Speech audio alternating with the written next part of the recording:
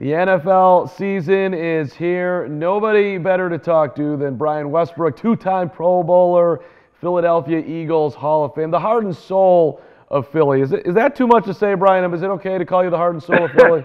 Well, I tell you, it feels good to hear. It may not be true, but it certainly feels good to hear.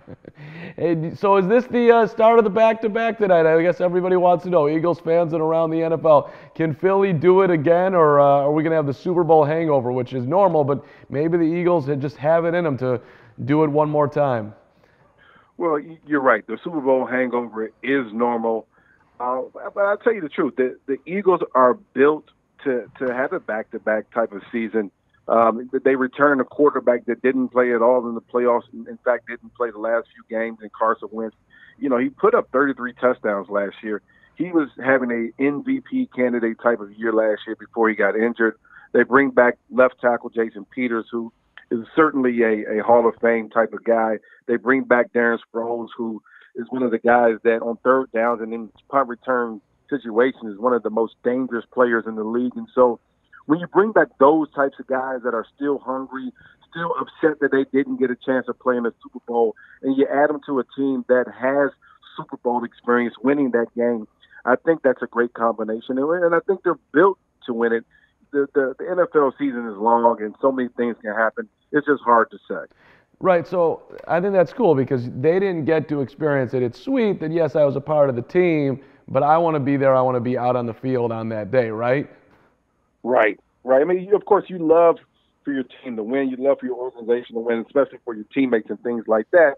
But you definitely want to be a part of it. You definitely want to be out there while it's going on because, as much as you want the team to win, you want to win too and help your team win. And those guys didn't get that opportunity. So as hungry as everyone else is to win again, those guys are trying to do it for the first time while on the field. And you have the leaders of the team being that hungry, it usually bodes well. See, I always wonder how it is for a guy like yourself who came so close, lost to the Patriots at the Super Bowl, and then you see the team that you played for win it. Is there an extra satisfaction? All right, we did it, or is it more like you just almost feel the loss of, I wish I would have gotten over the hump when I was there? Oh, I feel that all the time. I mean, literally every year I feel like I wish I could go back to 2004 and do a little bit more, do some things differently to help our team win. And of course, when your organization, the Eagles, for me, found a way to win last year, I was happy for the guys, happy for the owners and the organization, but also a little jealous because I didn't get it done while I was playing. Yeah, I just think that's normal. So are you saying the Eagles are the favorite in the NFC? There are so many good teams in the NFC. The Saints are going to be vying for the NFC title there. They're a very good team. Anytime you have Aaron Rodgers on your roster, that means that you're going to have a chance. Of course, the Rams have went out and bought a lot of very good players, and you add that to a list of players last year that did a great job. When you look at the NFC South, Matt Ryan and Cam Newton lead their team. I mean, there's so many qualified teams in the NFC. It's just hard to say. But what my heart says is that the Eagles definitely have an opportunity to repeat. What do you think about New England? Everybody talks about this every single year. Is this the end of the line for the Patriots? And you've got the Brady and Belichick dynamic that's interesting nowadays. I mean, do you think that New England's coming back there? Anytime you combine Tom Brady and Bill Belichick, you give yourself a chance. And you're right, you always wonder when is the end of the line. But based on what I saw last year, the end of the line for that team is not going to be until Tom hangs it up and Bill says, we've done enough.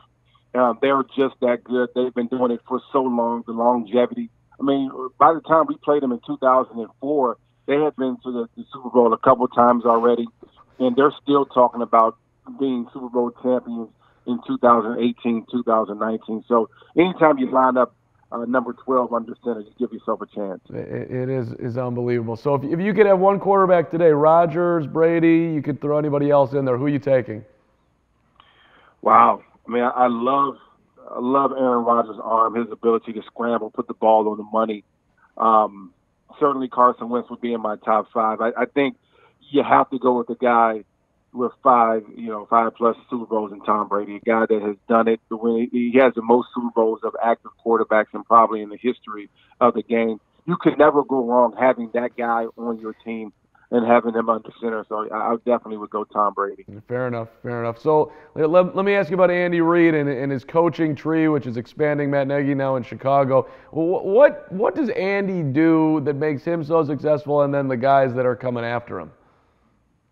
Well, I think Andy is a detailed man. He goes about his business in a very business-like way. He understands his players. He knows how to communicate with his players. And once the players understand the rules and how they're going to conduct them, practice and things like that, now you just have to go out there and play football. And that makes it very simple for the player. You don't have to think. You don't have to wonder what the coach is thinking. It's simple. Here's where we're at. This is what we're trying to accomplish. Let's go out there and detail our work and make sure that we can win football games. He makes it easy for the players. And with that, he's won an awful lot of games. And when you look at the coaching staff that he's put together and guys leaving in and out of that coaching staff, owners and organizations want guys that have won. They want guys that have that organization, and they want guys from underneath the Andy Reid tree because they know they're going to be able to coach quarterbacks pretty well. They're going to do a good job of developing talent because Andy has done that for such a long time, and he's such a great teacher. So, Brian Westbrook, you're going to the Philly Sports Hall of Fame, and Allen Iverson's going in with you. I want to know. I mean, I'm going in with Allen Iverson. I'm on his coattail. Well, see, I'm worried that for you that AI is going to steal your thunder. I mean, what do you think about this? Well, listen, if my thunder is going to be stolen, it would be from a guy like Allen Iverson that has done so much for the game of basketball, has inspired so many people in hip-hop. He's inspired so many children with the braids. He's done so many great things for a smaller guy to be so successful amongst giants in the NBA. It's been amazing. I watched his entire career from Georgetown through the NBA. I certainly still am amazed at his talent, and I am excited to be able to go into the Philly Sports Hall of Fame with him. So much respect. That's super nice. Why did you play football at Villanova? How did that come to be?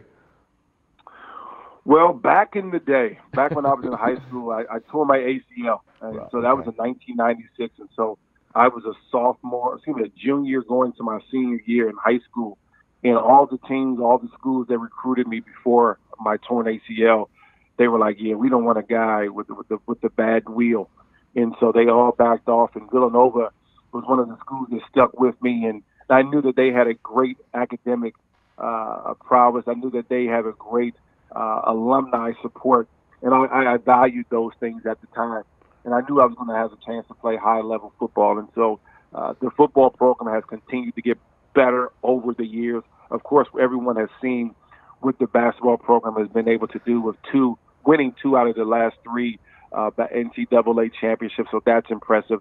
But the school and the people there mean all the difference to me. They treated me so well, my family so well, and they treat all the students that way also. And that's just a great thing for Villanova as a program, and really as a school and a community. I mean, you are Philly through and through, Brian Westbrook. That's awesome. So this leads me to, like, Brent Selleck retires, and he didn't want to put on another uniform. You, of course, went on, you put on the 49ers uniform. If I was in your shoes, if I had half the talent that you had and got to do that type of stuff, I would have played until they ripped every uniform off me, and then I would have gone and played. I'm just curious what you think about his decision to not go on and play. I mean, I just feel like guys should play as long as they possibly can.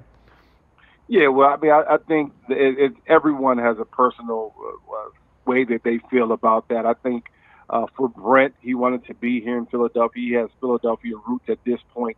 I mean, for 11 years, he suited up in the green and white, and he did a great job. He's an example of guys, you don't have to be the most talented. You don't have to be the fastest, but you can control things like how hard you work, how often you come in, and how you detail your work. You're talking about a guy that played a tough position, hard-nosed football player, and only missed one game in his entire career. And if it was up to Brent, he would have played in that game too, even though he had a concussion. And so I respect the heck out of Brent. He's a great player. He's a great man. And I've seen him grow. I've seen him grow literally before my eyes as I watched his entire career. I'm happy for him and proud of him. And I certainly can understand not wanting to put on another jersey. But for me, if they were offering the right amount of money, I'm putting that jersey on. No doubt. He looks at you and Doc as like the two guys that were the heart and soul. Like, what does that mean to you from a guy you played with and that have been watching? Well, I appreciate that, and I looked at Brent, certainly respectful, like I mentioned, but that means a lot that I was able to gain the respect and confidence of guys that I played with. I worked very hard to do that. That wasn't something that I thought about when I was going into the league. I just wanted to go out there and give them the best Brian Westbrook that they could, and hopefully that would be enough for them to respect me and want me on their team. And I just appreciate guys like Brent saying the nice things they have about me. Yeah, and speaking of saying nice things, you were a trading camp holdout once. I don't think any of your teammates said anything back then. And guys are just going at Le'Veon Bell, which is something that you just don't see, and that's not protocol. So what do you think's going on in Pittsburgh? I don't know. I learned very early on that you never talk about a guy and his contract, his money, or his holdout, because at the end of the day, you may be that guy next year. You may be that guy in 2 years, and then you'll have someone else talking about you. So you never want to really put your teammate in that position and talk negatively about his holdout. And so I was surprised to see that. I think the guys, especially the linemen that have spoken out, are just impatient with the holdout process. If I was on their team and I was going to say anything, I would be speaking to the team management. I'll be speaking to the owner, like, let's get this done. We need this guy here. Unfortunately, I don't think that those offensive linemen think they need Le'Veon Bell. And I'll tell you, if you don't have that guy there, things change very, very quickly for that offense. They need Le'Veon Bell in that offense. And I wish and hope that he gets paid, because he certainly deserves it. Right, and everybody looks at, well, who's the most important part of the big three? Maybe you just need them all, right? They're all important parts. Who does the most? I'm certainly biased. A running back, he catches the ball out of the backfield, he runs. Le'Veon does a great job blocking. Go down the list of the things that the running backs have to do and check those things off and see if you can win without one of the best in the game and Le'Veon Bell. It sounds great on paper to say you can win without him, but until it happens consistently, I think they'll be wishing and wanting him to come back. Yeah. You're working with FedEx. I'm going to get that in 1 second. Just one more question for you. Brian, you dealt with a number of concussions, and I'm just curious, what's your advice to players nowadays who probably won't listen to you, but how to deal with you want to be back on the field, but you also want to take care of your health, and yes, you have this whole life after football. I mean, what would you say? I would say do your homework, educate yourself, understand the symptoms, understand all the things that go into, as far as concussion goes. Just get as much information as you possibly can, and then make a good decision, not just based on money, not just based on playing time. Make a good decision. Is it time to come back? Is it not time to come back? Your doctors certainly will lead you in the right direction, and everyone's decision is going to be a little bit different. And I've spoken to a lot of young players that say, hey, man, I got to go get my money. I got to try to find a way to get paid. And I certainly understand that.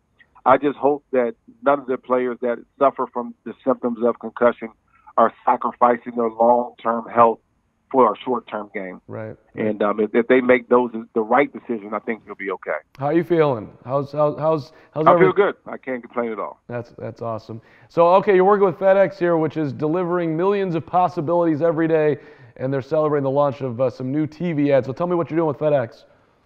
Yeah, FedEx is doing a great job, of course, just like you mentioned, delivering a lot of possibilities every day. But one of the things that they're doing out here today, we're at the BMW Championship, which is part of the FedEx Cup playoff, and we're going to be giving some fans, some lucky fans, we're going to be delivering them tickets to the game tonight. So this is obviously the beginning, the kickoff game for the NFL season.